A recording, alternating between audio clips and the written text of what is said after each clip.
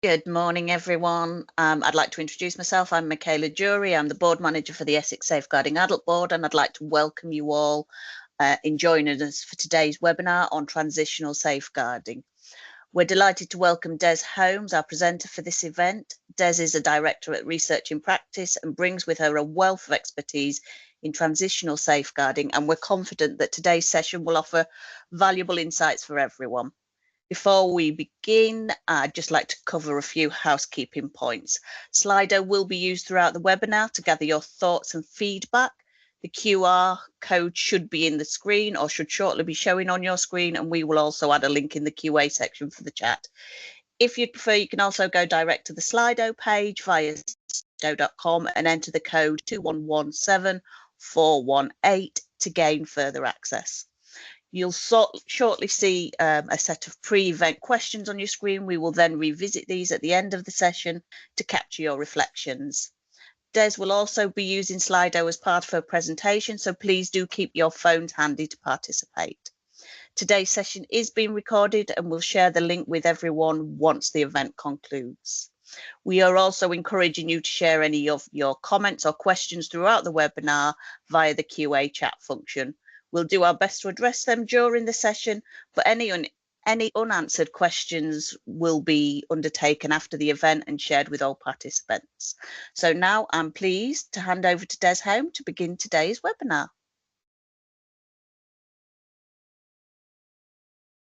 Thank you, Michaela. It's so lovely to be here. Before I start ranting at everyone about transitional safeguarding, ranting with references, I hasten to add, I wondered, Ruth, do you want to do your pre-questions now? So hopefully we'll get the Slido up for you. If not, there is a link in the QA session so you can go directly to it as well.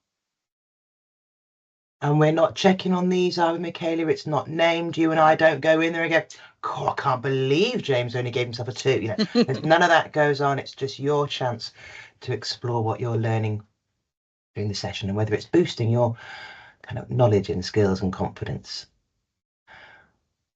Okay. So being asked if you've encountered the concept of transitional safeguarding in your current role or previous role.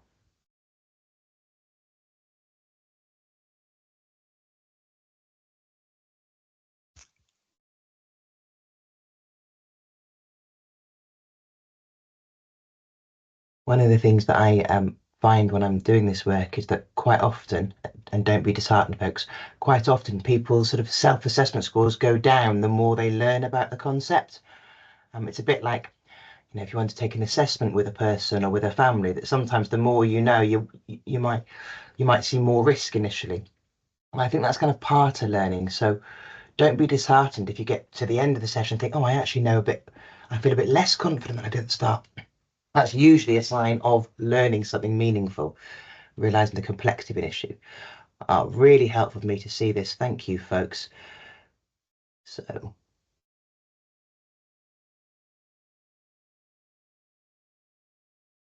great. So a little bit of a majority for those who have used them. And in terms of applying transitional safeguarding principles in practice, and don't worry, folks, we're going to go through the 6 principles in a bit of detail today. Nearly half of you feel you've been able to use those. Oh no, sorry, you're 3 out of 5 confident rather in applying those principles in practice. No problem at all. And one of the bits of the conversation we'll have today is exploring those principles, giving you a chance to reflect on whether some of those principles are particularly strong in your area of work, or indeed whether there's principles that you think need a bit more heavy lifting in your service, your team, or don't come as naturally in your role. Thanks for that, Ruth. Okay. So my day job is not talking about transitional safeguarding. My day job is I run a charity called Research in Practice. And hopefully you know that because Essex are members of Research in Practice and we love having you in our network. But a few years ago, I started writing and thinking and reading about this this thing that we've called transitional safeguarding. So now it's probably the main thing I deliver sessions on, and I absolutely love talking with professionals about this concept, because although it sounds very fancy, oh, I invented a concept, really I just put into words what people like you have always known. I think you've known it all your careers. So have the young people and young adults that you've worked with. We've always known damn fine that this current approach where everything stops at 18 and it's all a bit disjointed isn't great for people and isn't great for our very best practice. So it's always a joy to talk with people who this stuff. I'm going to arm you with a few references and a few sound bites, but you absolutely know this. You know this in your core because you are sensible professionals. And the way I'm going to try and make this a bit more interactive, because you don't need to be hearing my voice for 90 minutes, especially not when I've got a chest infection that I think is coming on today. It'll be like step toe every 5 minutes, I'm afraid. We're going to have lots of slider interactions. So I'd like us to start with that, please. On this next slide that James is going to show, you'll see the question that I'm posing to you. Now, I must be really clear, this is an optional exercise. If it at all makes you feel sort of uncomfortable or unsettled to cast your mind back, there's no pressure to do so. But if you feel able to, there's a question coming up on Slido now. When do you reckon you became an adult? When did you realise that you were an adult? Now, we've got 123 people on this call, so in my experience, at least 12 of you are thinking, oh, crikey, I'm not sure I am an adult. That's okay. No judgment. Safe space. It's not a problem at all. If you're thinking, I'm not a full-time adult yet, lots of us have those moments. No judgment. But I've been asking this question in every session, actually, since I've been doing this work. So, 5 years now, I must have asked thousands and thousands of professionals when they realised they were an adult. And I can see some themes coming through here as well. The really, really common themes that come through are around relationships. So when I had a kid, having my first child, realising I wasn't going to have children, leaving home or not being able to be cared for by my parents. There's something about our relational identities that's really, really key to adulthood.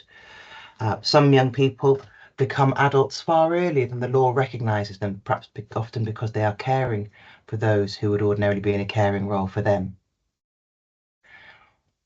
Having children is a really, really big one. I quite often hear colleagues talking about the sort of experience of being in the middle. A colleague saying, I thought I was an adult when I had my children, but now I'm nursing my elderly parents and proper adulthood's really kicked in. And I really understand that. Who cares for you? Who you care for? Who can't care for you anymore? Big part of how we understand ourselves as adults. The second big theme is responsibility. Starting a serious job or some really serious training. I can see a few here. Stopped going out on Thursdays. Yes, indeed, very responsible behaviour. Paying bills when the bills turn up with your name on it. A person was sharing with me how their daughter, who's 19 now and has moved into their first place, only 2 doors down, nice and safe. She rang her mum the other day. Mum, you'll never guess they charge us for water. Which does seem like a terrible rip-off in a country that rains as much as ours, but you don't realise that stuff when you're younger. So when the bills come through with your name on, when it's only you who can sort out the broken lock, changing a car tyre comes up more often than you might imagine. Having your own house or going away to university, when I enjoyed cleaning my washing machine. Steady on, mate. I'm not sure I'm there yet. This notion of relationships and responsibility. They're the 2 big themes that always come through when I ask this question. And I can really see the same themes coming through here. That sense of responsibility and independence, mortgage, yes, going to university, being told to get your first job, buying your own house. God, that's an incredibly grown-up thing to do. I misread that and thought it said when I became a nun, but I've realised now it's when I became a mum. Although I think being a nun's probably quite a grown-up job as well. Now, I haven't yet met anybody who said they became an adult magically overnight, midnight on their 18th birthday. And I just want to leave a bit of space because there might be someone who wants to really passionately put in the chat, put in the Q&A. Actually, I did. I am the outlier to the data. It happened at midnight on my 18th birthday in a flash.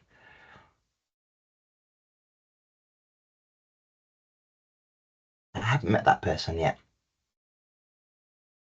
In fact, I haven't met anybody who thinks the transition to adulthood happened overnight like an event. As you'll see now, as James brings back up the slides, the whole kind of point of transitional safeguarding is to get us to acknowledge that the transition to adulthood is not an overnight event. It's a process. It's a journey we go on. I've taken this from a cracking briefing that some colleagues of ours who work in nursing roles, they took it upon themselves to write their own briefing about transitional safeguarding for health colleagues by health colleagues in their evenings and weekends, and that is what sector-led support looks like in my view. So Phil Winterbottom and colleagues are describing the problem in a nutshell here. The problem is, excuse me, that the current traditional binary approach to safeguarding doesn't serve a lot of young people very well. You've got very, very different safeguarding systems for under 18s and over 18s, different thresholds, different legislative criteria, different eligibility criteria. And there are some good reasons for that. Don't get me wrong, I'll come back to that. But it can mean that because it's such a stark, disconnected approach, very, very binary, that many young people face what's often called a cliff edge. They approach 18 and all of a sudden their risks are no different, their harms are no different, their vulnerabilities may be no different. The only thing that's changed is their birthday, but we are no longer able to support them. And so that can leave many young people facing considerable risks and harms because they don't have what formal care and support needs as set out in the carer. But I think most of us would agree they do need a bit more care and support, even if it hasn't got a capital C and a capital S. Now, that language of cliff edge, I think, will be really familiar to all of us. In all of our different roles, we've come across that. Young people leaving care, or as young adults might try and access mental health support. This very sudden, stark drop in support. I actually don't use the word cliff edge. I'm trying to push myself not to use the word cliff edge here. And that's because cliffs, I'm not a geologist, but as I understand it, cliffs are formed over millions of years. They're a natural phenomenon, something to do with igneous rocks or something, isn't it? It's a huge, big geological formation over which we have no control. It's just like the weather, we can't do much about it. And that's not what our safeguarding system is. It's not a natural phenomenon that just happened to us. It's not a cliff that we can't do anything about. It's and we built it. It's a man-made system. We built it, we can rebuild it. I think it's probably more accurate to talk about it being a trench, a ruddy great trench that we dug accidentally over many decades, creating a binary system. And now we are quite rightly fairly distraught that young people are falling through it. And I say that not to make us feel criticised, but for me, that's a motivating message. This thing that was built by humans can be improved, so let's rebuild it. I mean that as quite a hopeful message, not at all a critical one. And as we move on to the next slide, you'll see that, you will absolutely understand this. The fundamental premise for us needing a less binary system is that at the minute, it's like we've got two planets. There's a children's safeguarding planet, largely rooted in fairly traditional notions of child protection. Now, folks like you have worked very, very hard over the last 15 years or so to try and adapt that approach so that child protection is more expansive, so that we're thinking about exploitation, harm outside the home, adolescent development. There's been a lot of subverting of that kind of child protection planet to make it more fit for purpose for young people and the kind of harms they face.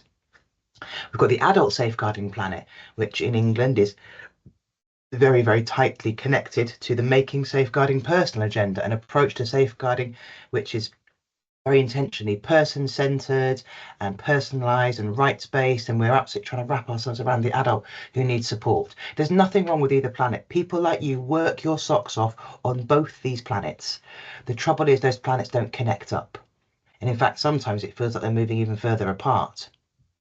And neither of those planets were designed, neither of those systems were designed knowing what we now know about the kinds of harms young people face. We didn't know back then that the brain keeps developing well into our mid-20s and beyond. We didn't know back then that the peak age for vulnerability to things like knife violence was 16 to 25. We didn't know then what we now know. So there's no shame or blame for having this put my teeth back in, disjointed system. But what we do understand is that many young people that we care deeply about are falling through the gap. I just want to be clear my language. When I say young people, I'm using the United Nations definition of youth. which is 15 to 24. When I used to work in local government, I thought young people was 11.5 to 17.5 because that's sort of what I'd been taught. And I'm now trying to push myself. Young people is about mid-teens to about mid-20s. So some of the young people that we know are poorly served by this binary system, those who are care experienced, or as a young adult who was adopted in childhood said to me, yeah, you've missed a really important reason for all that transitional safeguarding stuff. I said, oh, what's that then? That I couldn't take any advice until I was about 25. Such a human perspective. I think I couldn't take any advice until I was about 27, to be honest. Many young people with learning difficulties, mental health needs, special educational needs can be really poorly served. You know better than anyone, of course, in the work that you do, that young people who might be considered to be, with considerable special educational needs, and then as they turn 25, all of a sudden, they're no longer deemed to have those needs. A cliff edge at 25 is still a cliff edge, of course. Mm.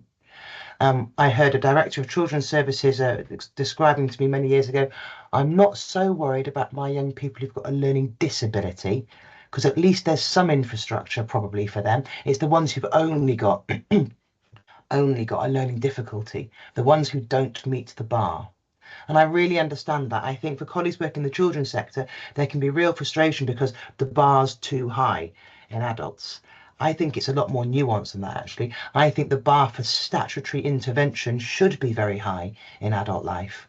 There are really good reasons to limit the bounds of state interference in adult life, like human rights, which I'm sort of quaintly still in favour of. But what's not helpful, I think, is if we imagine that the only support a young adult can get can come from statutory services. You'll have noticed statutory safeguarding services are a little bit busy already.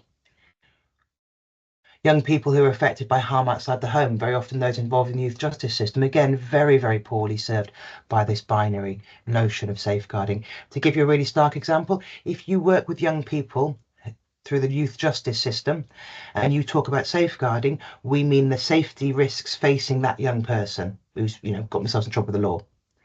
In adult probation, safeguarding only relates to the risk that adult might pose to children.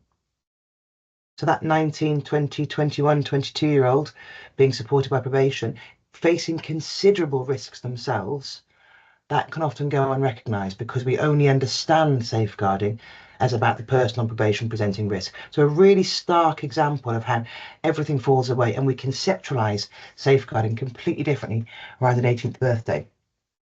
So back in 2018, we tried to put into words all this stuff that, as I say, folks like you already know. So this next slide sets out our definition of transitional safeguarding. And we hold this really hard, okay? Transitional safeguarding is not just transitions. I'll come on to that. Transitional safeguarding is about completely revamping how we do safeguarding so that we're safeguarding adolescents and young adults fluidly. There's a fluidity across this developmental stage. I mean, because I tell you what, I reckon that 19-year-old's got more in common with the 17-year-old than the 17-year-old has with the 7-year-old. So why are we making you work in such stark binary ways? The middle bit of that definition, we're building on the best available evidence, learning from children's and adult safeguarding practice, nicking the best bits from either planet, basically. It's like a middle school approach, deliberately taking the best of how we safeguard under 18s and over 18s.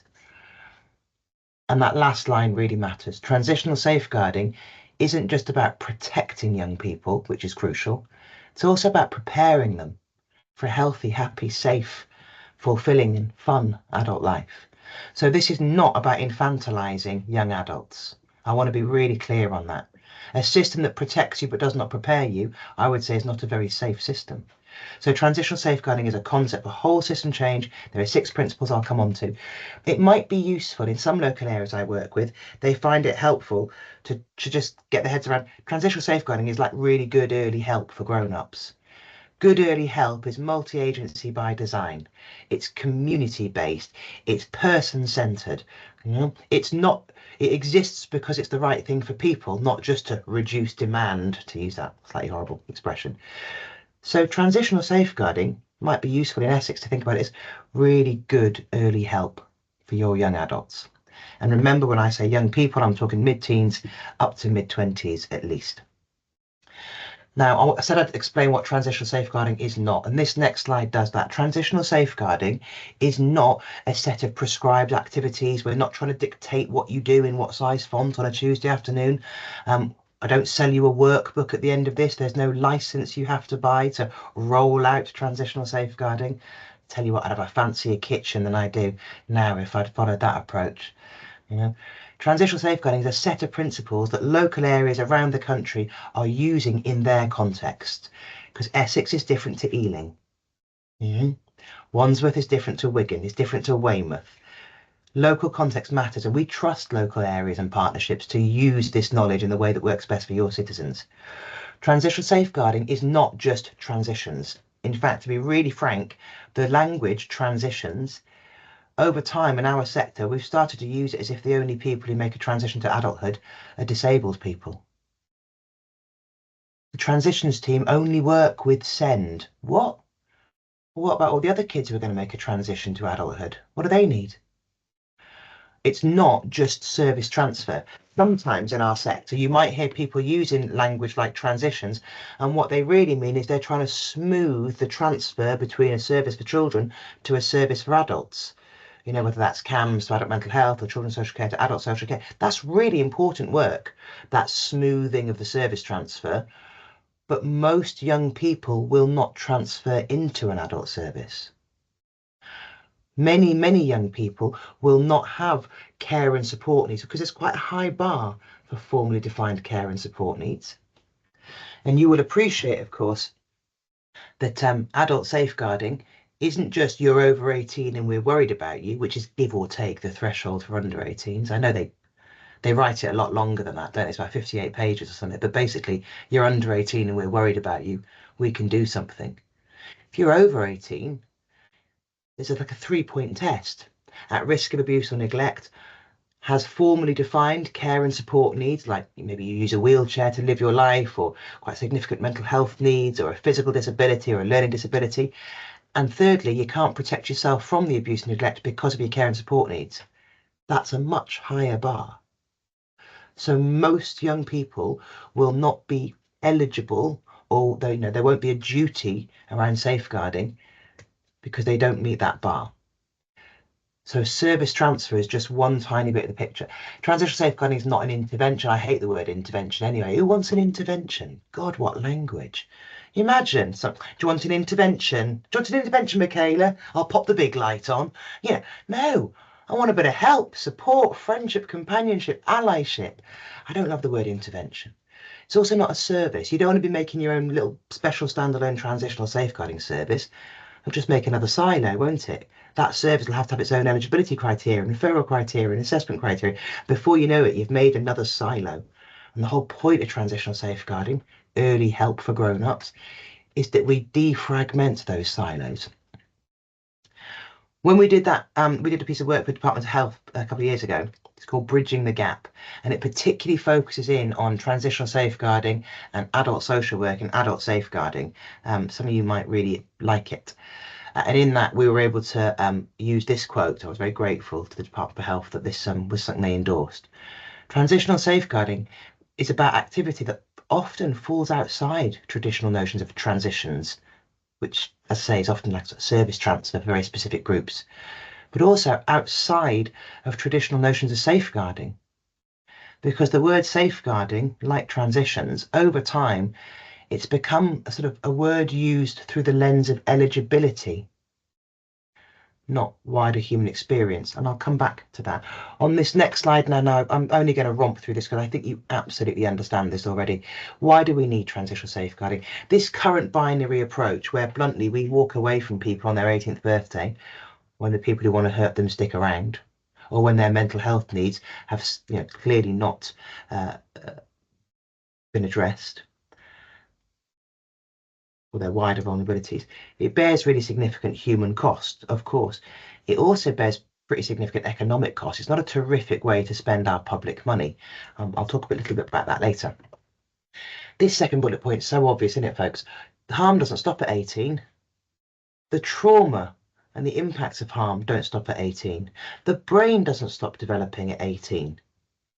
The structural harms that can drive safeguarding issues, structural racism, systemic sexism, classism, ableism, homophobia, those things don't stop at 18. It's kind of perverse to step back and realize that what stops at 18 is our help. Sometimes the only thing that changes in a person's life is their birthday and the withdrawal of services. Now, we are very, very clear that transitional safeguarding is not about statutory services somehow just doing more with less. There are plenty of workshops available where people will tell you to do that. I won't be leading them. This is about thinking beyond our statutory duties. Transitional safeguarding, early help for grown-ups, it's that holistic, flexible, multi-agency, person-centered offer across a whole place. You're trying to build a system, not a service. Early help for children wouldn't be done best by the council alone. You need your schools, your voluntary sector organisations, your health colleagues, community groups, grassroots organisations, faith organisations. And we've got to start thinking in this way because binaries reinforce other binaries. That childhood versus adulthood binary, it actually drives other binaries, like the victim versus perpetrator binary, as if there are goodies and baddies. You will know in your work that very often older teenagers and young adults can be instigating or perpetrating harm to others as part of their response to the harm they themselves experience. I know the politicians and the press would like it to be simple, vulnerable children and evil adult perpetrators, but life's not simple, is it? You know that in the work you do. You know that there are young adults with a variety of needs who may have, for example, learning needs of some sort or forms of difficulty in their life who also hurt other people. It's both and, not either or sometimes in the work you do, isn't it? You get another binary, the vulnerable versus the culpable, the naughty versus the needy. A good example of this. So there is criminal exploitation guidance that the Home Office produced in 2018. I think they updated it in 2023, and it's helpful because it makes it very, very clear that criminal exploitation of under 18s is child abuse. It's a form of child exploitation. Good. Got there in the end, didn't we? Nice to have that made clear. And they talk about what's sometimes called cuckooing. You've heard of cuckooing. I don't love the name cuckooing. It sounds a bit cute, doesn't it, for what it is? I think we should call it what it is, which is home invasion. So when a violent or organised criminal group or gang, take over your back bedroom and use it as an outpost for drug trafficking, it's often called cuckooing. Now, what this guidance says is that cuckooing, can happen to vulnerable adults. Hang on a minute, I thought we don't use the language of vulnerable adults. You won't find the term vulnerable adults in the Care Act anywhere. For good reason. They must mean adults with care and support needs, I thought to myself. Right, so if I'm an adult with care and support needs, then I might be seen vulnerable if home invasion, cuckooing happens in my house. But let's just imagine that a second. Me and Michaela live next door to each other. We don't, I'm in Bristol. But let's imagine me and Michaela live next door to each other. And we've both been cuckooed. We both had our homes invaded by an organised and often violent criminal group. And let's say that Michaela uses a wheelchair to live her life fully. Or perhaps Michaela has a long-standing health condition. Michaela has care and support needs. I might be care experienced. I might be living in poverty. I might have, quite significant mental health troubles, but not the right kind of diagnosis. I might have a history of trauma. I might be carrying all sorts of pain. I might be socially isolated. I might be in real trouble, but I don't have care and support needs. We are both living the same experiences in terms of what's happening in our homes. I could be criminalised rather than safeguarded because the binary notion of childhood, adulthood, victim, perpetrator, vulnerable versus culpable is so woven into our system. Does that make sense, folks? It's only Ruth and James and Michaela's face I can see, so I'm hoping it makes sense to you, colleagues. And this last point really, really matters, I think. Safeguarding is a verb. Over the years, I've had wobbles. I thought, we should have called it transitional safeguarding because people think it's just statutory safeguard. No, hold hard. Safeguarding is everybody's business. I'm old-fashioned like that. I still believe in safeguarding in the everybody's business sense, from population level prevention work right through to helping people recover and heal from harm. And safeguarding is a verb, not a noun. We've heard it sometimes in recent years used like a noun in our sector, a thing, a destination to be reached, a place to send people. That's not safeguarding because Des hasn't got care and support needs. The last time we were using safeguarding as a noun was when we didn't understand child sexual exploitation. Well, that's not safeguarding because Des says he's her boyfriend. We were wrong, weren't we? We learnt the hard way that we were wrong. Safeguarding is never a noun, a thing.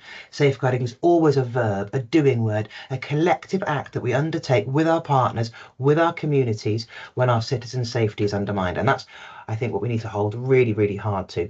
I want to move on now and just share a couple more important voices than mine. I mean, all voices are more important than mine, but these young people in particular, these young adults have been helping us over the years with our writing. And I think they make the points really powerfully. Max there, who happens to be care experienced, although transitional safeguarding is not just about care experienced young people, or just about those with mental health difficulties, or just about those who are exploited. It's all young people. Max was saying, thanking everyone for the social workers. Did a really good job. Kept me in care most of my life. You wrapped me up really tight in bubble wrap. But I'm 19 now and I kind of feel like I can't move my arms. And what Max is describing there is a system that protected him but did not prepare him. We did not safeguard Max in a way that enabled him to lead a full, fulfilling, healthy, happy, safe adult life. It took him a good few years to work out what he could do because we'd wrapped him up so tight. I've stayed in contact. He's doing really well. He's got a lovely young daughter. It is a happy ending, despite the fact that we wrapped him up too tight. Kelly, a young woman, young adult who was being supported by a sexual exploitation team, and she gave us this quote through her worker to put in a briefing. She said, I couldn't wait to get to 18. I thought once I was an adult, everything would change, and it hasn't worked out that way. I wish I was a kid again so you could lock me up. And so help me God. I mean, no shade on the people who've been helping Kelly in her life at all. But when a young adult equates safety with incarceration, I don't reckon we're nailing the rights-based safeguarding, are we? I will also say, thinking of the public purse, incarcerating people is not best value in terms of how we use our public money. And Aisha, who also happens to be care experienced, Aisha is fantastic, really, really passionate and articulate. She was telling me how since she left care, she gets really lonely. She was one of those young people that was on every board, every forum, and spent all of her weekends interviewing foster carers, didn't have any mates her own age. Then she turned 25 and we were done with her. Gets really lonely. She thinks it's a safeguarding issue, but no professional will take that seriously. I asked her why she thinks it's a safeguarding issue, and she was very sweary, so I didn't put it on the slide, but she said words to the effect of, I keep getting together with blokes who aren't very good for me and good to me. Rhymes with silent bankers, those blokes. And then she said something so profound. She said, but unless you're worried about my child, I won't hear from you lot again. She's got us banged to rights. We have a young adult here who knows her needs, knows her pathway to harm, knows her pathway to protection. We are her corporate grandparent, well, we are the corporate grandparent to her child. She is telling us she's not safe. We are not hearing her because she hasn't ticked the right boxes in terms of being a vulnerable adult. And a safeguarding system that cannot understand safeguarding in young people's words, on their terms, in their worlds, is not a safeguarding system that's working well. And the next time, the only time she might hear us knock on her door talking about safeguarding is when we think she's failed to protect her young child. And that, to me, does not feel like a very ethical machine we're running. I want to just briefly now on the next slide touch on some myths about the Care Act. I know I've got some really experienced adult social care colleagues on the call. So this is really for the benefit of others who aren't so familiar. People who don't work closely with the Care Act often don't understand the Care Act, in my experience. In fact, more generally, we know that there's that we haven't always got the legislative literacy across the system. For example, people working in the children's sector are often very surprised to know that the Mental Capacity Act, we presume capacity at the age of 16, not 18. People are often quite shocked by that if they don't know it. With the Care Act, most people, if they know anything about it, they know about the eligibility criteria. We're not allowed to work with people unless they've got these very high levels of need, care and support needs. But actually, the other bits of the Care Act are also important. The prevention principle, for example, written in the same size font as the eligibility criteria, but gets a lot less airtime. The prevention principle emphasises that we're all encouraged, urged, in fact, to prevent, reduce, or delay the need for care and support. You know, like Aisha's asking for on the last slide. We could support Aisha now with a little bit of light touch support and avoid her becoming, as many women experiencing violent relationships do, someone who uses and misuses drugs and alcohol or suffers really poor mental health. We have a chance to use the prevention principle, and we sometimes don't because we don't understand it very well. The well-being principle in the Care Act, which applies equally to every adult, not just those with eligible care and support needs, means that we need this accessible offer of support for young people. The Care Act very, very clearly requires that decisions take account of the individual's circumstances, not their age, appearance, condition, or behaviour. The Care Act is very clear that we're supposed to be ensuring a proportionate and least intrusive response. That's early help for grown-ups. The Mental Capacity Act underscores the way that we should be working with people in a way that centres their rights and expertise. I would, as an aside, say that improving legal literacy across the system could help us to create a much more coherent experience for young people and young adults. I am not naive. I understand why we have eligibility criteria, and I am personally, as a citizen, quite glad there are limits on the state intervention in my adult life. But because we have got into the trap of thinking any support for adults must mean statutory services support, well, we can't do any more there, and therefore we do very little. And that is not good early help for grown-ups. I would argue sometimes that we focus on eligibility, frankly, at the expense of prevention. We have not spent our money as wisely as we could because we have been battling with this issue of dealing with those with the highest level of need and never getting upstream with some of our young adults. So I'm going to share the 6 key principles with you and then give you a chance to answer some questions. I've said before that these 6 key principles, they're the only non-negotiable bit of transitional safeguarding. We really love seeing local areas innovate and shape the ideas in a way that works for them. But the bit you want to really stick to very closely is these 6 key principles. So let's say that across Essex and your partnership, you wanted to develop transitional safeguarding. You start at the top there by being evidence informed. That means using research and data, drawing on professional wisdom and practice expertise, and drawing on expertise born out of lived experience. Because the young people of Essex and those who love them will absolutely be able to tell you who's getting turned away from what service and why, and what happens to them. The business case writes itself when we start looking. That second red arrow there, really, really important design principle of transitional safeguarding. Transitional safeguarding explicitly and unapologetically is about paying attention to equality, equity, diversity, and inclusion. We aren't really doing good safeguarding if we're not paying attention to diversity, equity, and inclusion. We know there are some groups of individuals who are not only disproportionate risk of harm, but also where we cause that harm sometimes. Under the guise of safeguarding or public protection, we actually exacerbate marginalisation and exclusion for some key groups. In the middle there, those 3 sort of blocks, these principles are kind of operating principles, how it should look and feel to young people and their families and communities when we're doing contextual safeguarding. And it should look and feel contextual, or you could say ecological. Contextual safeguarding is a very specific term, draws on Professor Carleen Furman's work. I'm not on commission, but it's fantastic. Do check it out. Contextual safeguarding at the moment is something that's only really being experimented with up to 18. We would argue that a contextual or ecological approach lends itself really well to over 18s. In the middle there, it should look and feel transitional or developmental. I mean, go figure, right? Of course. We should be adopting a developmental perspective. We know so much more now about adolescent brain development, about emerging adulthood as a developmental phase, about what happens to kind of neurobiological and biological and social development in this sort of life stage. We need our safeguarding systems and practice and policy to reflect that. You know, like we did in early years, where we actually used the science about what happens in the infant brain to inform our early years offer. That's what we need for our older teenagers and young adults. And that last operating principle there, it should look and feel relational. And I know you get this in Essex. Person-centered support, where the relationship is not just a vehicle for intervention, it is the intervention.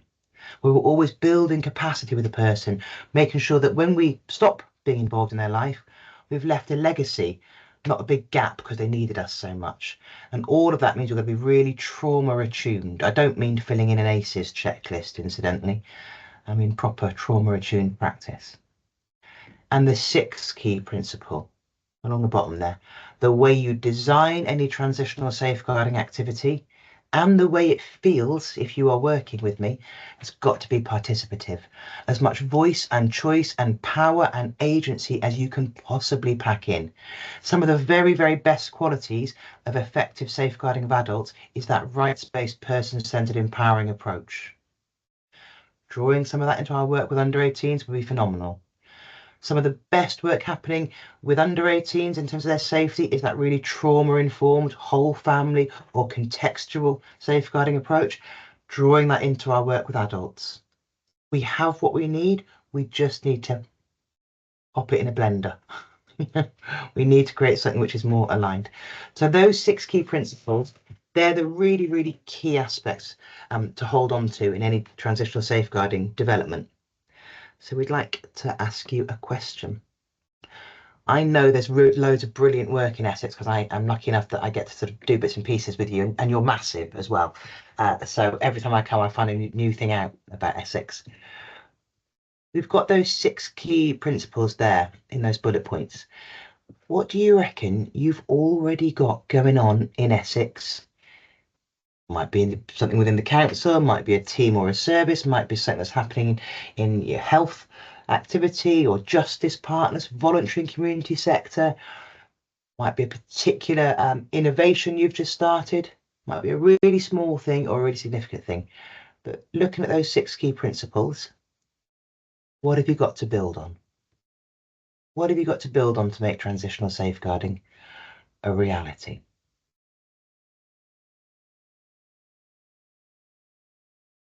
You've got some services and teams that were designed for under 18s but are now working with over 18s. I see that in many parts of the country, you know, so-called gangs services, for example, being expanded. You might have some stuff going on in your youth justice or probation services. I see a lot of innovation there. Community-based organisations, I completely agree. Some of the most flexible, innovative, person-centered work happens in community-based organisations, grassroots organisations. Oh, interesting. You've got a MACE for young people post 18 called MATES. Glad to hear it. Sounds really useful. More working together meetings between adult social care and children. I think that's really helpful. The meetings between adult social care and children's, for a bonus point, have meetings even if someone's not going to transfer into adult social care. I've heard some really nice examples where adult social care colleagues, adult social workers are doing like problem solving panels. So that young person won't come into adult social care because that's not, you know, they don't meet eligibility criteria. But we can help you understand and develop your legal literacy. We can help signpost you to particular organisations. So more of a problem solving role. All getting some good props there for the meetings. It looks like they're working well, a working together group. Glad to hear it. Multi-agency meetings, strong partnerships, communication. It matters so much. Yes, the community safety stuff's really important. Focus accommodation, preparation for adult work. Community safety, interestingly, have a bit more flex around this. You know, the youth violence agenda, for example, is explicitly transitional. The work goes well up into the 20s.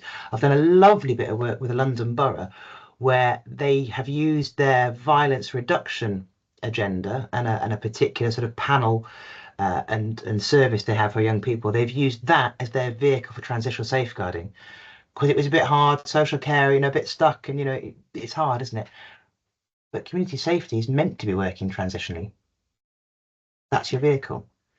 Yes, dedicated contextual safeguarding practitioners, violence and vulnerability work. The violence reduction agenda is explicitly transitional. Really, really useful for you to use that.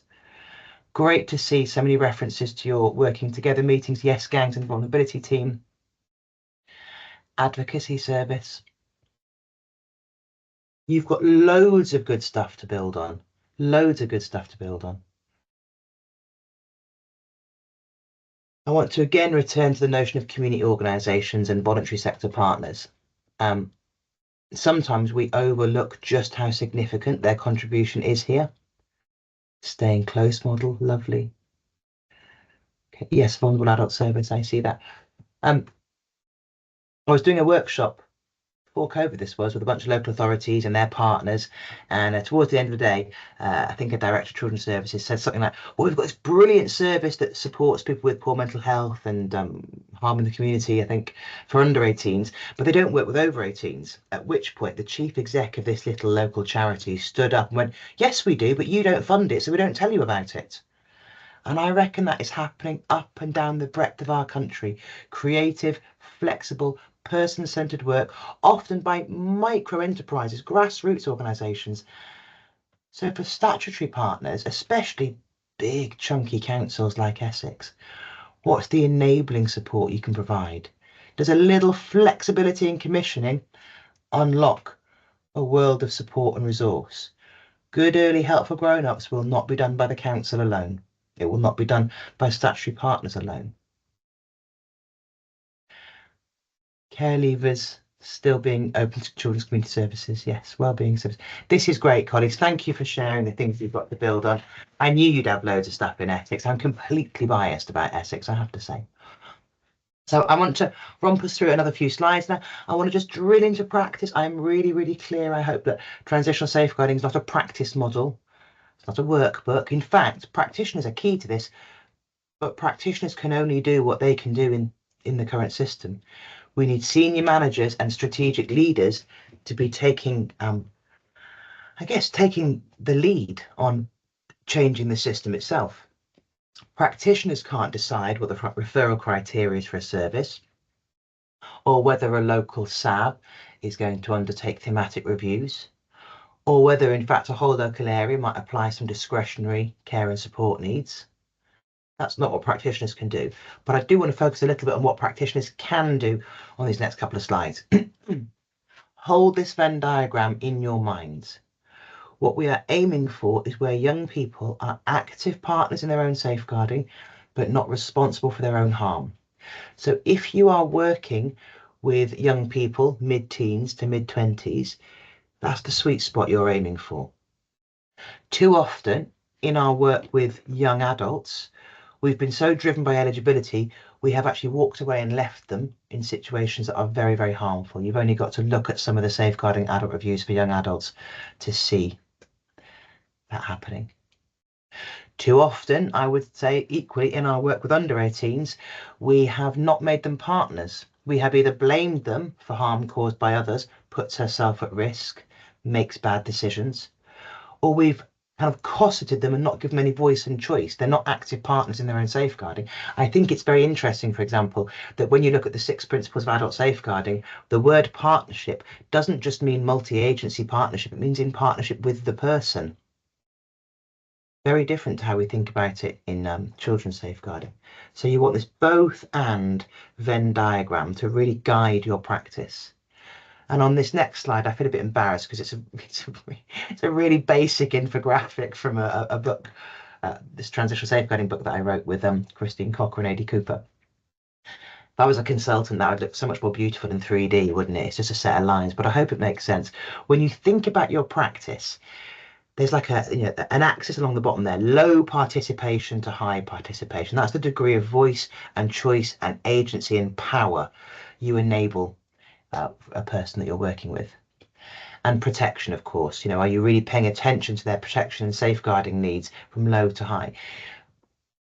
If we are, really, really focused on protecting young people, but we're high protection, low participation, that can lead to quite patronizing practice or even punitive practice.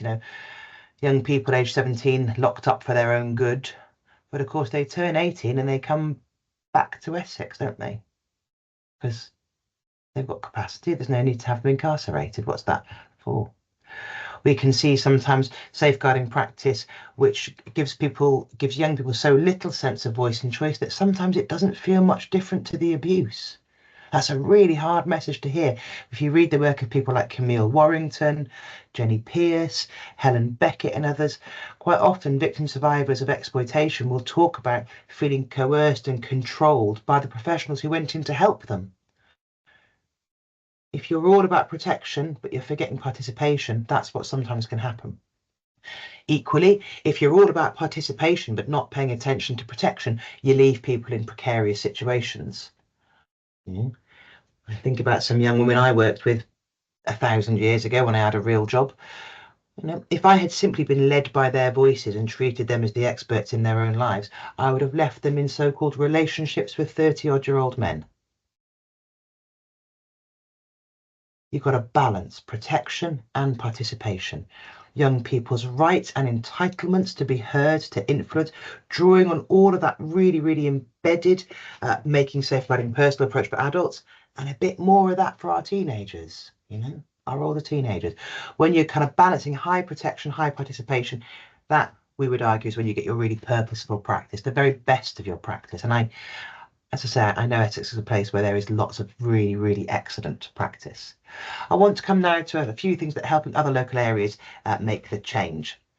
Because we've been very, very pleased, very privileged actually, that since we sort of launched this work, we've been in lots of different local areas helping them think about this stuff. So here are some things that help other places if you are wanting Essex to get on this and become a place that wants to pilot transitional safeguarding approaches.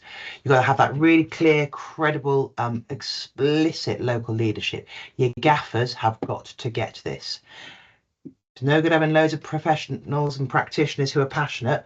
We need senior leaders, your DCS, your DAS, your SAB chair, your Children's Safeguarding Partnership scrutineer and independent chair. It's really health leads, policing leads. It's really, really important that top brass are on board because this is systems change.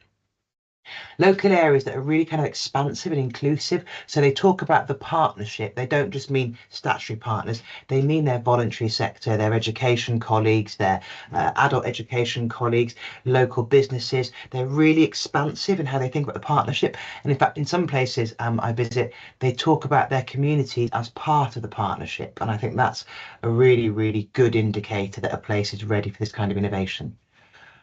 Places that understand what you're trying to build here is a system, not a service. You don't want a standalone transitional safeguarding service. It's one extra thing that our poor colleagues in adult social care are going to have to worry about. That's not what this can be. Someone much wiser than me many years ago was talking about multi-agency working, and they said you want it to be a salad, not a soup. You want to be able to see the unique contribution because your youth workers are different to your AMP. Your community psychiatric nurses are different to your youth justice workers, your social workers are different to your participation, but everybody's bringing something unique to the party, like a really well put together fruit salad, not a blended up soup where no one knows, what their part is. I think that's a really helpful way to think about your transitional safeguarding system. It's an offer, it's a local offer you're building in which lots and lots of different agencies and partners have a role. We've been really surprised that in many parts of the country, colleagues who work in adult services, or the adult sector more generally, and colleagues who work in the children's sector have so little time to learn from each other. Very, very often we encounter children's services colleagues or youth workers, play workers, youth justice workers, social workers, and they know very little about the Care Act or the Mental Capacity Act or legal literacy more generally, Mental Health Act. Equally, sometimes we find that colleagues working in the adult sector have been given really, really minimal support learning about things like trauma and the impact of trauma and adversity. And so one of our things that we encourage people to do a lot is learn from each other. You have the talent and the knowledge you need locally. You probably don't need to be getting anyone external to come in and teach you about X, Y, and Z. Someone, especially someone the size of Essex, someone locally is already an expert in this. Save your money. And the other thing that I think is really important here, local areas they're just curious. They're building the local case. They're not sat there saying, well, maybe in 20 years, someone will produce a research report that says if you do transitional safeguarding, you'll save 50 pence on the pound. They're just cracking on and doing it. They're going out into their communities and they're finding out who's getting turned away from what service at 18 and why. And what happens to those people? Where do they pitch up? Where do they find themselves? And very often, of course, and you will know this, those young people who are not able to give support to as they turn 18, they pitch up somewhere else. And I will come back to that. This next slide is a picture of buffet. And just to explain that, one of the things you want to be a bit careful of as you progress your transitional safeguarding thinking in Essex, as I hope you do, all those examples, those brilliant examples you gave of, like, panels or a team doing this or a service doing that, or new meetings you've got, or the 18 plus MACE meetings, the mates meetings, they are all like dishes on a really good buffet. Any one of those things on its own is not we're doing transitional safeguarding. But all of those things together, coherently, connected, curated, as part of a wider strategic approach across your place, that starts to become Essex is doing transitional safeguarding. All of my analogies are food-based, not sports-based, because I like food more than I like sports, frankly. So I hope the buffet analogy makes sense. But I say that because in one or two places I've heard examples of, well, we've got this one team, this one service, so that's how we're doing transitional safeguarding. Transitional safeguarding is whole place system change. It's like introducing rights-based working. You didn't just have one little team doing it, did you? You changed the whole system. And I'm going to really briefly touch on systems leadership and boundary spanning, and then give you a chance to answer another question. Systems leadership, the reason why I'm always banging on about how transitional safeguarding is an issue of systems leadership is because systems leadership is the only kind of leadership that we think works when you're trying to address kind of complex, uncertain issues. Systems leadership has a few important characteristics. It's collective. It's a team sport, not a solo sport.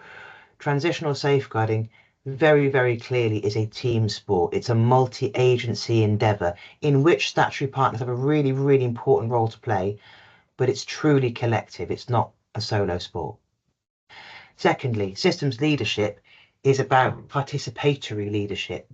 It's a roll your sleeves up kind of leadership, not warm words behind a lectern kind of leadership. It's not performative leadership.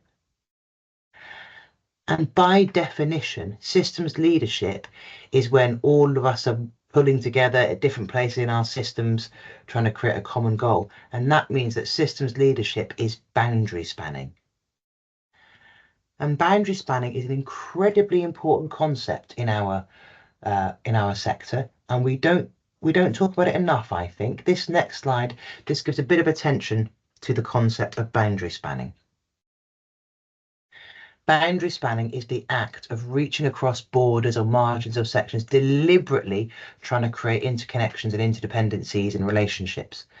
So if you think about the very best multi-agency forums that you attend, or team around the family approaches you have, or team around the adult approaches that you have. If you think about some of your roles where maybe they work across children and adults, they're boundary spanning roles. Every time the SAB and the CSP have a shared event, you're engaging in something which is trying to be more boundary spanning. When practitioners are also doing research, they are boundary spanning, the boundary between practice and research. Boundary spanning, I guess, is about not staying in your lane. It's squirming your way into the spaces between the silos, whether that's between multi-agency partners or between different types of knowledge. It's not the same as traditional service management, boundary spanning leadership is being deliberately curious about what's going on in other bits of the system, so that we never sit there and go, well, we couldn't because CAMS didn't, ... or, well, that won't work because adult services can't, ... And instead we say, what's it like over there?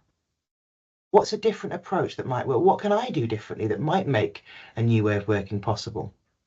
Got to think like a system, act like an entrepreneur. The thing about boundary spanning is it's incredibly important when we're under as much pressure as we are now. There's a picture on the slide there for folks who've got their eyes closed, because that's how you learn best. The picture is 4 blokes in a boat, 2 at one end frantically bailing out water, and then 2 fellas at the top of the boat all smug going, I'm glad the hole's not at our end. And I used to work in local government, and some budget meetings feel like this, don't they? Well, we're all right because we're not overspent. So trying to encourage ourselves to be very, very explicitly boundary spanning our approach, and being really thoughtful around how we kind of, I guess, get a bit nosy and curious and ambitious about other parts of our system. So because boundary spanning is such a difficult practice, I wanted to give you a chance now. I think Ruth's going to flash up a Slido. What would help you do more boundary spanning, or what's already helping you? Are you part of multi-agency forums? Do you get to do work across children and adults? Do you get to do studies with each other or training with each other?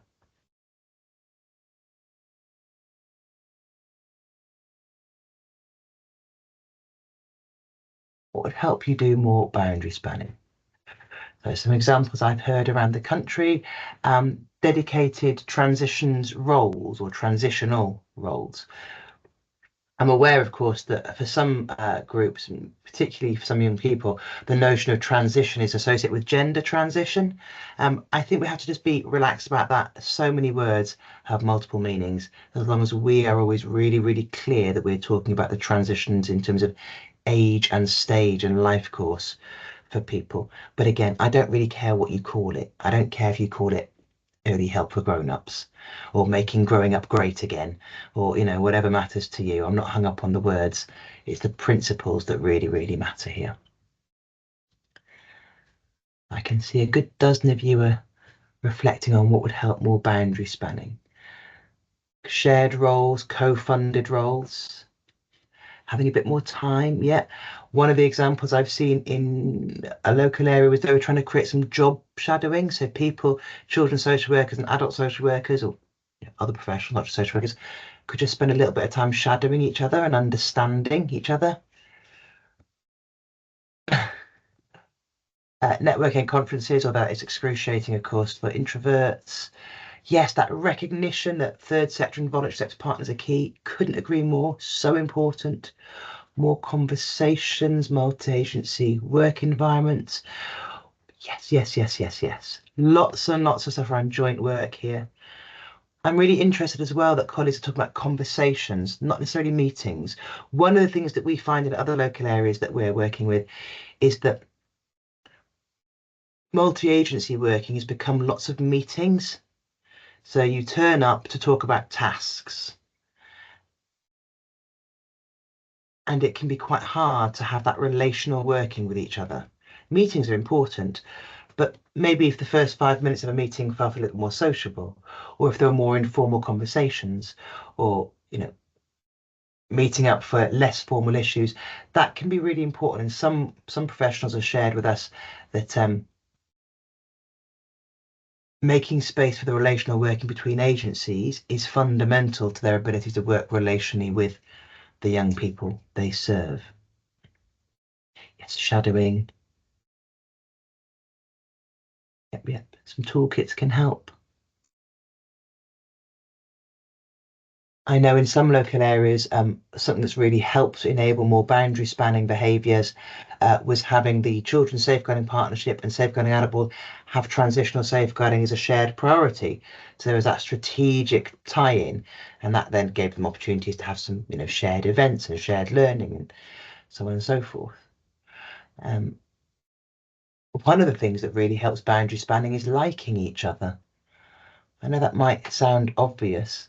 When I work in places where the DCS and the DAS are actively friends, it's palpably different. You can feel it in the air. In some places, not huge places like Essex, some places they have a shared board manager, for example, across children and adults. Now, those people are busy, busy, busy souls, but it also can create more opportunities for boundary spanning.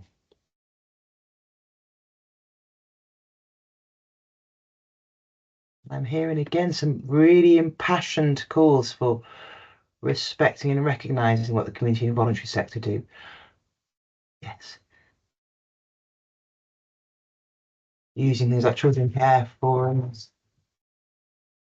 And it's not when I big up the community and voluntary sector, that's not instead of the statutory sector. In fact, the statutory sector, and I particularly do want to give a shout out to local government because I think local government's deeply undervalued by society.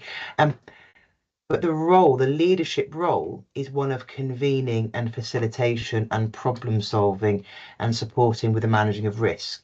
It's not all the doing of the work on your average high street. You know, how we think about different ways in which statutory partners can support and enable. And the more opportunity you have to access each other's training, being able to do learning and development together, the better that is. You also get more bang for your buck, so that's always useful, isn't it? Thank you for that.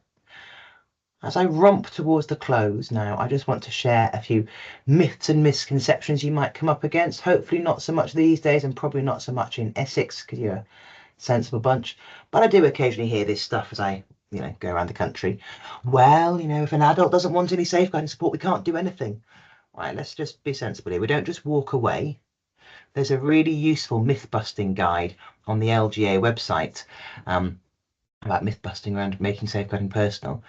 Making safeguarding personal, which as I say is an approach that underpins all of how we safeguard over 18s, and transitional safeguarding, they're both about that kind of curious, tenacious, relational practice. If Michaela doesn't want my support, I don't just go, oh, phew, that's one I haven't got to worry about. Well, what is that then? Does Michaela not trust me? Is Wednesday not a good day for her? Is Monday morning not the right time? Does Michaela not know that what's happening there is unsafe? Does Michaela not believe that she deserves to be safe? Does Michaela need to have this in a text message, not a face-to-face meeting? We check and we challenge ourselves. We don't just walk away. You will sometimes hear, not usually in the adult sector where there's better literacy around the Care Act, you might hear people saying, well, the Care Act stops us working with a person. That's not quite true. The prevention principles and the wellbeing principles are absolutely key here.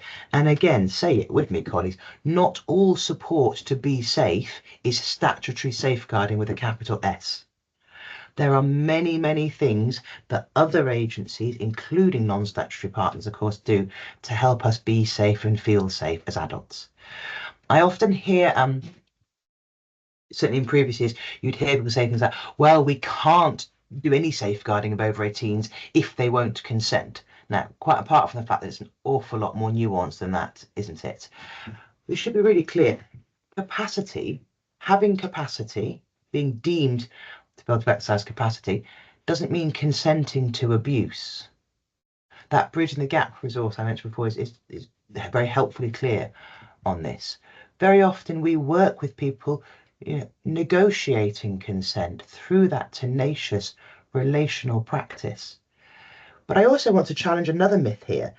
Sometimes I'll hear children's sector colleagues saying, well, you can't do anything with adults because of the consent issue. Yeah, well, all that work you're doing with 15, 16, 17-year-olds that they haven't consented to, how's that working out for you? That proving effective?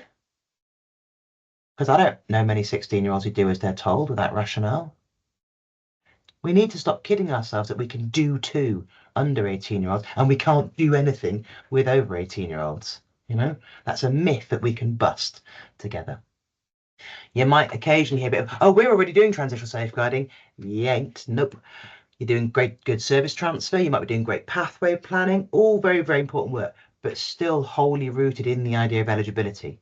Transitional safeguarding is about saying, Let's think about prevention and vulnerability and rights and needs, not eligibility. It's a fundamentally different paradigm. You get a little bit of like, well, that's all very well and good, Des, but actually in the eyes of the law, they're 18 and so they're an adult. The law is a damn sight more complex than that, folks. The law used to enable or certainly permit sexual exploitation of children because we called them prostitutes.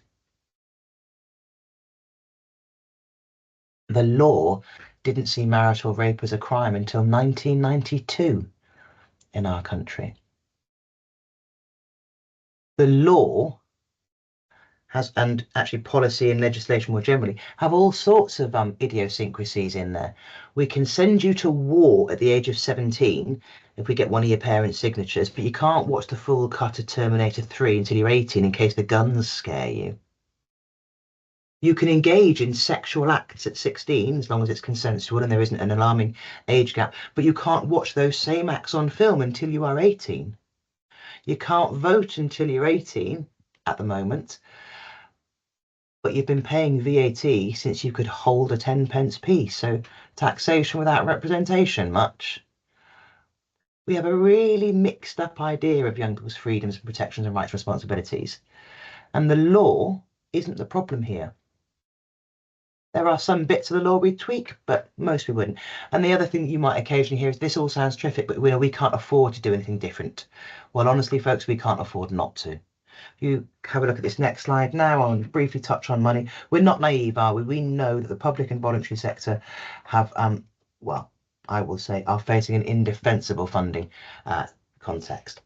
And that can make it really, really hard to think about doing anything innovative. You know, it's really difficult to do new stuff because we're so skint.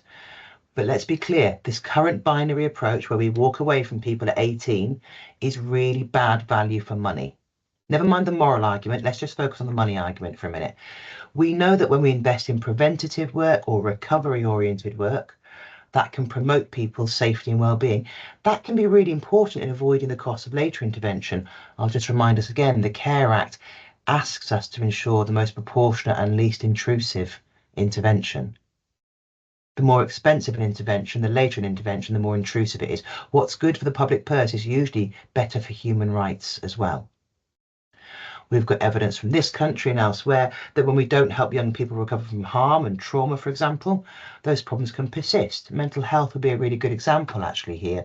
We know from evidence very, very clearly that Lancet Commission on Youth Psychiatry was out last year, very, very thorough piece of work.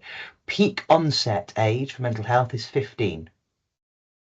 3/4 of mental health problems start under the age of 24. 1% of ICB funding goes on mental health for under 18s, according to the Children's Commissioner. It'll be less than that now because that was before the cuts to ICBs were introduced. And yet mental health, we know in adulthood, costs about 105, 106 billion pounds a year in England alone. This is not good use of public money. Never mind the moral argument. And the system's all connected, right? We know that maternal well-being, like substance abuse and mental health, really key drivers for child protection rates. We know that our prisons, sadly, are chock full of care experienced and social care experienced young adults. We know that learning needs, special educational needs, neurodivergence, communication issues, much, much higher amongst under 25s in the custody population. Our prisons are full of people with care and support needs who have not had their care and support needs diagnosed, I would strongly argue. We know that a huge proportion of adults who experience homelessness, that homelessness started when they were under 18. It came as a result of family breakdown. So the money's all connected, the needs are all connected. What's not connected is our support. So I would want to argue really passionately that yes, resource constraints are a barrier to adopting transitional safeguarding. They're also probably the most powerful lever we have. We cannot afford to keep doing what we're doing. When we close people at 17 years, 365 days, they do not stop costing the public purse money. They pitch up in our mental health population, our homelessness population, our substance misuse population. They have their own kids. They often access the one service with no waiting list, the prison service. This is not a good use of public money. And it's not what you came into the job to do. We can rebuild this. We can radically rebuild this because you've done it before, of course. I move to the final slide here. You have made bigger changes than this already in your careers. It was within living memory that we didn't even do adult safeguarding. I know that some of you are definitely like me, old enough to remember no secrets and all that stuff. We didn't even do adult safeguarding a few decades ago. We didn't understand that harm outside the home was a child protection issue less than 2 decades ago. We didn't have any understanding in most of our work, middle of the century, that rights were an important issue. You've done bigger changes than this before, and you will do it again because people like you refuse to accept the unacceptable for the communities you serve. And I feel really hopeful about that. And one of the things that makes me feel hopeful is that this change is not coming from anywhere central. Like all good innovation, I think it is very locally led. Good innovation doesn't come from Whitehall, wrapped up in a shiny bit of paper with £2.50 attached to it. Great innovation is led by people who know their patch. If Essex wants to truly adopt and develop a transitional safeguarding approach, it will be the good people of Essex who do it. Because the world looks hella simple from Whitehall and a bit less so on the ground. As you're engaging in this kind of innovation, indeed any kind of innovation, do bear in mind that it's not linear, it's not neat. All those sort of change management innovation frameworks, they're a bit misleading. Researchers at Sussex did a great review. They looked at all those innovation frameworks and went, it's all falsely misleading. Put some input here, run it through the machine and the magic will happen. No, it won't. Innovation is not linear. System change is not linear. It's not mechanistic. You're not putting together a flat pack shed. You're growing a garden. If you're lucky enough to have a garden, you will know that stuff is not neat, it's not linear. You are going to have to put your back into it, you're going to break a sweat, you're going to get your hands dirty and all those sorts of analogies. You're going to find that some stuff that you experiment with really thrives beyond your wildest dreams. And some stuff you just can't get it to grow no matter what. Some of your experiments and ideas, you'll realise it's all about the soil conditions, not what you're planting. And there will always be more work to do. A bit of pruning here, a bit of shaping there, a bit of hard yards digging there. You're growing a garden, not building a shed. It will be a lifetime's work. So I don't want to hear we've got a 3-month task and finish group to roll out transitional safeguarding. It's not that kind of innovation. It's thoughtful, ponderous, messy innovation. And to help you with that, these next couple of slides are just a thank you for me, and there's some references for other geeks and dweebs on the call, because I know I'm not the only one. So James will just show you now there's a bunch of open access links you can see on the following slide. But to close, we wanted to hear from you. If you were going to try and pursue and develop and embed transitional safeguarding in this local area, what would you stop doing? What would you start doing? And anything that you think is absolutely cracking that we have to sustain, strengthen, hold on to. Thinking about some of those great things you've got to build on, think about some of the challenges we've heard. If Essex was going to go absolutely hell for leather and really try and embed and develop transitional safeguarding, tell me something you'd stop. What would you stop doing?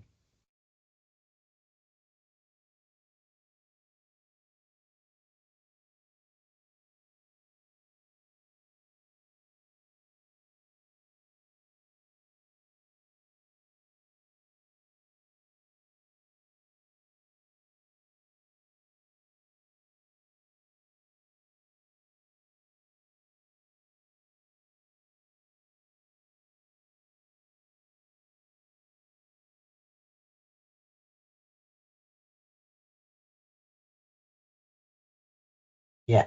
Stop closing cases at 18, protecting your own services, that kind of thing. Yeah, absolutely right. That's a really good way of framing it. We are sometimes really protective. I understand it because we're so under-resourced and under pressure, but it can drive really siloed working.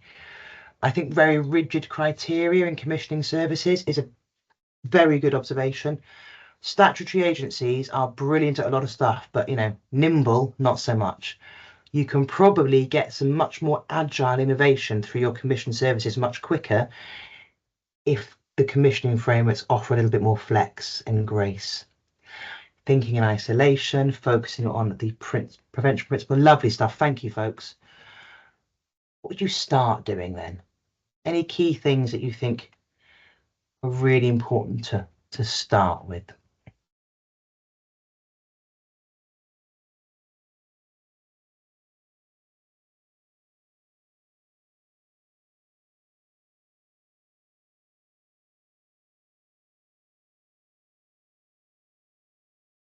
Yeah, that sort of abrupt closing.